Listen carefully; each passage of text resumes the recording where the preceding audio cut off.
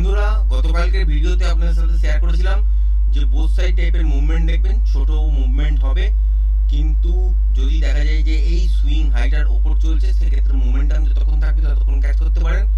আবার যদি দেখা যায় যে এই সুইং লোটা তলায় চলছে তাহলে তলার দিকে কিন্তু মোমেন্টাম বেশ কিছুটা পাবেন মর্নিং থেকেই।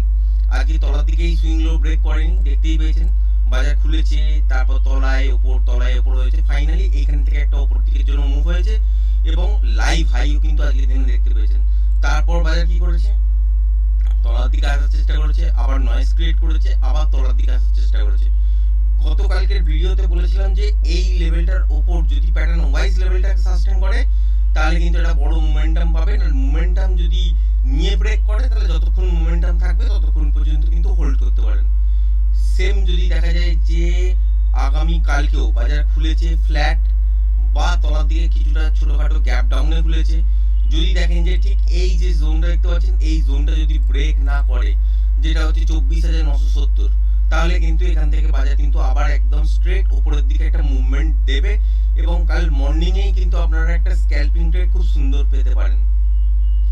যদি দেখেন যে ফ্ল্যাট খুলে তলার দিকে আসার চেষ্টা করেছে বা ছোটখাটো গ্যাপ ডাউনে খুলেছে কিন্তু 24,970 ব্রেক করেনি তলার দিকে, সেক্ষেত্রে রিভার্সাল সাইন পেলে কিন্তু উপরের দিকের জন্য একটা সুন্দর ট্রেড বেরোবে। সেক্ষেত্রে 25,050, তারপর 25,100, 150 পর্যন্ত একটা মোমেন্টাম ট্রেড পেতে পারেন এবং লাইভ হাইও কিন্তু দেখতে পারেন। আবার যদি দেখা যায় যে গ্যাপ আপে খুলে গেছে ঠিক এই সুইং হাইটার উপরে, যেটা হচ্ছে 25,070, তাহলেও কিন্তু উপরের দিকে মোমেন্টাম পাবেন, কিন্তু সেখানে ট্রেড নাও বেরোতে পারে। যতক্ষণ মোমেন্টাম পাবেন, যদি দেখা যায় যে কোনো ছোটোখাটো পুল ব্যাক নিয়ে লেভেলটাকে সাস্টেন করছে, সেক্ষেত্রে উপরের দিকে যতক্ষণ মোমেন্টাম থাকবে ততক্ষণই কিন্তু ক্যাচ করা সম্ভব হতে পারে, এর বাইরে কিন্তু ট্রেড বেরোবে না। এবার যদি বড় সড়ো গ্যাপ আপ হয়ে যায়, যদি দেখেন যে 25,150, 170 এইসব জায়গায় খুলেছে, সেক্ষেত্রে ম্যাক্সিমাম চান্সেস থাকবে যে বাজারের মধ্যে সাইডওয়েজ ফরমেশন তৈরি করে দেওয়ার এবং নয়েজ ক্রিয়েট করার। সুতরাং কালকের দিনে যদি দেখা যায় যে বড় সড়ো গ্যাপ আপ হয়েছে, তলার দিকে নাও পড়তে পারে, রিভার্সালে আপনারা একটা প্লে করতে পারেন, মর্নিংয়ে একটা স্ক্যালপিং আকারের ট্রেড, এই ছাড়া কিন্তু কিছু বেরোবে না। সারা দিন দেখবেন যে বাজার কিন্তু একটা রেঞ্জের মধ্যেই আছে এবং সাইডওয়েজ মুভমেন্ট করেছে।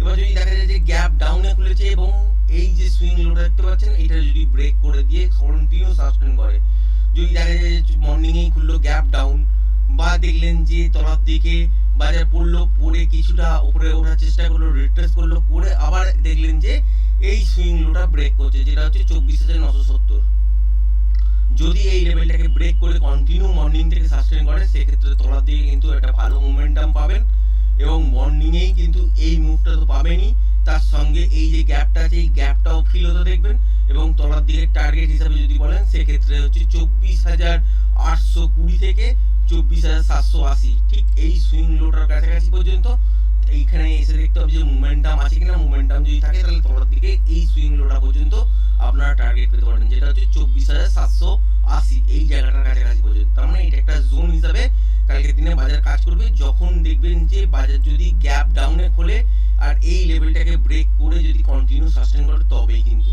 24,970 কে যদি ব্রেক করে কন্টিনিউ মর্নিং থেকে সাস্টেন করে, তাহলে কিন্তু একটা সুন্দর মোমেন্টাম ট্রেড তলার দিকের জন্য আপনারা পেতে পারেন।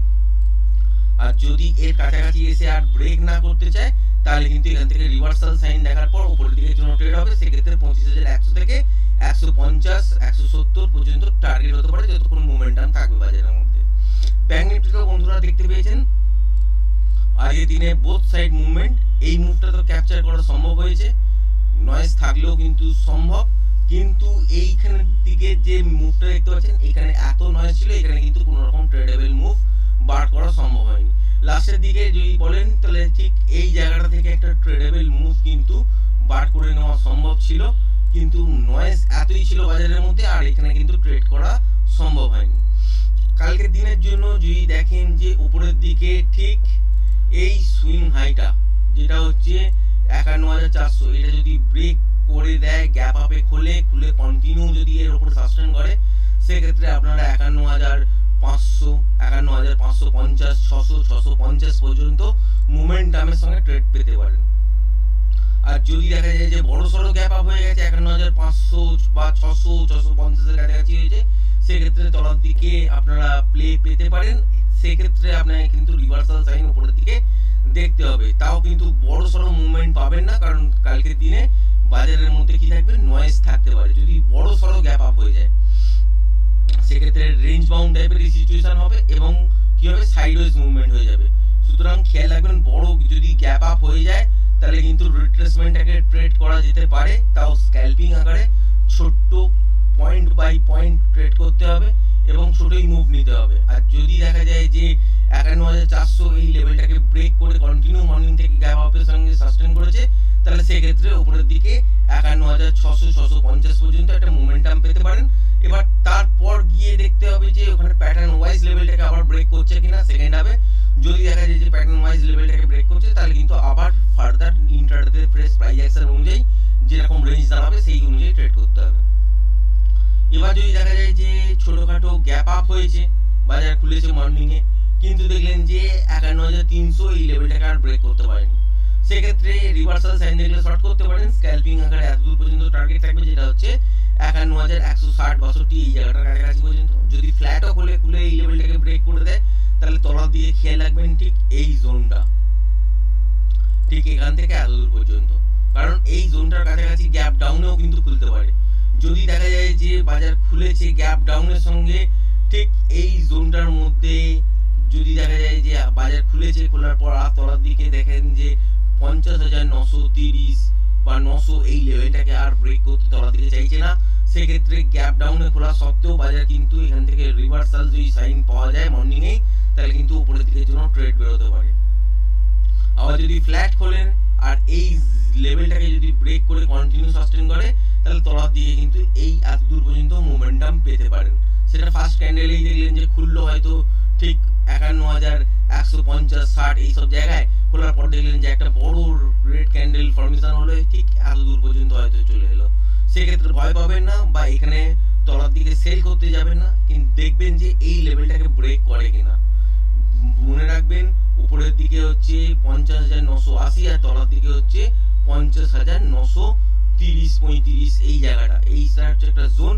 এর মধ্যে বাজার গ্যাপ ডাউনের সঙ্গে খুলতে পারে বা ফ্ল্যাট খুলেও তলার দিকে চলে আসতে পারে। এবার এইখানে আসার পর যদি রিভার্সাল সাইন দেখতে পাওয়া যায় তাহলে কিন্তু উপরের দিকের জন্য ট্রেড দাঁড়াবে এবং স্ক্যালপিং আকারে কিন্তু ৫১,১৭০-৭৫ পর্যন্ত একটা ট্রেড পেতে পারেন।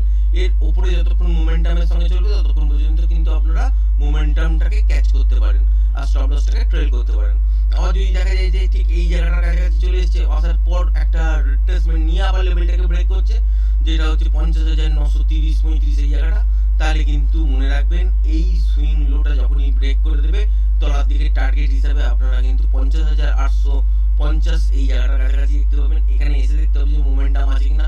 যদি মোমেন্টাম থাকে তাহলে যতক্ষণ মোমেন্টাম থাকবে ততক্ষণ পর্যন্তই হোল্ড করবেন। আর যদি প্যাটার্ন ওয়াইজ লেভেলটাকে ব্রেক করে সেক্ষেত্রে আরো অনেকটা বড় তলার দিকে পড়তে পারে, সেক্ষেত্রে কিন্তু ৫০,৪০০ কাছাকাছি পর্যন্ত চলে আসা কিন্তু সম্ভব। মানে ঠিক এই সুইং লোটা যদি ব্রেক করে দেয় কোনো কারণে প্যাটার্ন ওয়াইজ, তাহলে কিন্তু তলার দিকে আপনারা এত দূর পর্যন্ত দেখতেই পারেন ৫০,৪০০ কাছাকাছি পর্যন্ত।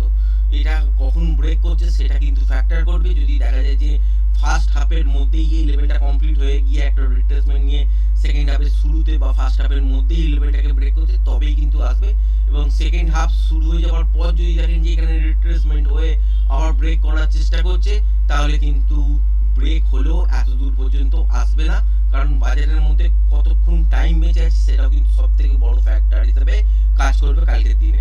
আশা করি ভিডিওটা পছন্দ হয়েছে। ভিডিওটা যদি পছন্দ হয়ে থাকে চ্যানেলটাকে অবশ্যই লাইক শেয়ার সাবস্ক্রাইব করবেন। আজকের ভিডিওটা এই পর্যন্তই, ধন্যবাদ।